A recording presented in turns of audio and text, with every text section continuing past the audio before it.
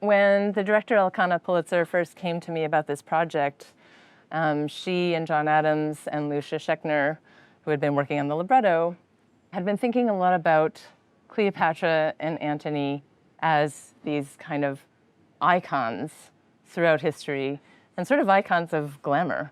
People having these very public, political presence in society, but also having this private, really intense relationship.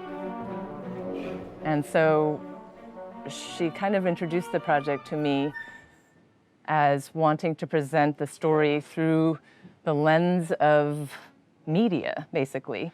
And so we started out looking at, different representations of Cleopatra in Hollywood, like throughout the history of film. And we kind of honed in on the 1930s and Busby Berkeley films specifically, which is so much about graphic patterns and that being deployed in very complex compositions.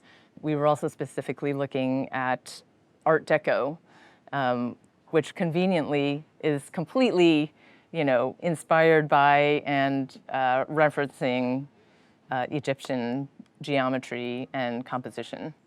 And then I set about looking at period primary source research. So I looked at Egypt, Abu Simbel, like all of these structures of ancient Egypt.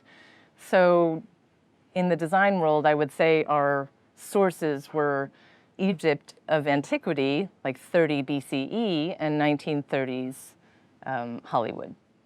So I kind of put all of these things together and developed this architectural language for the show, which basically utilizes a lot of horizontal striations, vertical striations, like a strong geometric composition as the design vocabulary.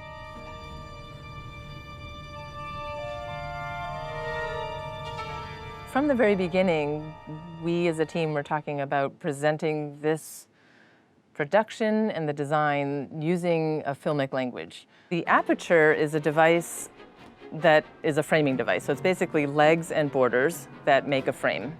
Because on the stage, we can't zoom in, what we have to do is reframe. A kind of a direct quote from the filmic milieu. So it allows us to change the stage picture really radically. And there's a moment when Caesar gives a speech to the masses. And even though it's a very public moment, we actually frame it in quite small. So he's actually in this floating box in the middle of the proscenium. But he's kind of like in the press room. So the aperture kind of frames a box that has red curtains and feels like, he's at a press conference. But we also see film lighting and people kind of touching up his makeup. He's at a podium, and we see the setup of it. And then the aperture closes slightly to kind of frame out all of the camera equipment.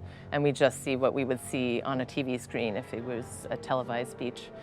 At the same time, there are live feed cameras that are capturing Paul Appleby as he's singing his speech in his little box and reprojecting it very large across the entire surface of the aperture, which is closed at this point, mostly. And there's a repetition of image, so there's like 5 of his heads, floating. So it's this idea of media writ large.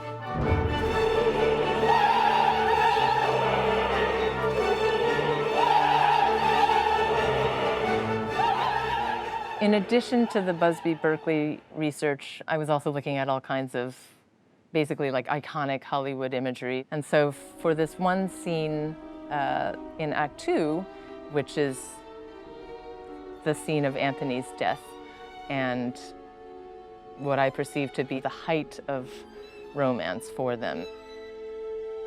So I decided that the set was going to actually become a total embodiment of a Hollywood set.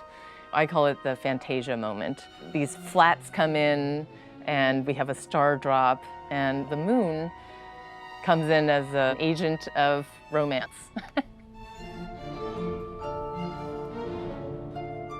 In previous iterations, the moon was still a more stylized version of the moon. It was flat and covered with a silver mirrored surface. And it felt kind of cold. And I was like, this actually needs to be more lush. And so here at the Met, we've rebuilt it to have a little bit of three-dimensionality.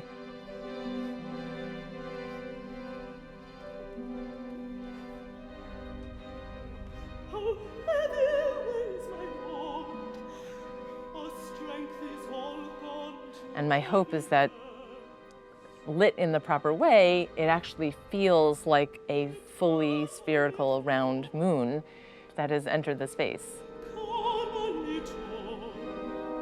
So we have a star drop, we have a moon, we have low fog, we have like shiny, glossy surfaces.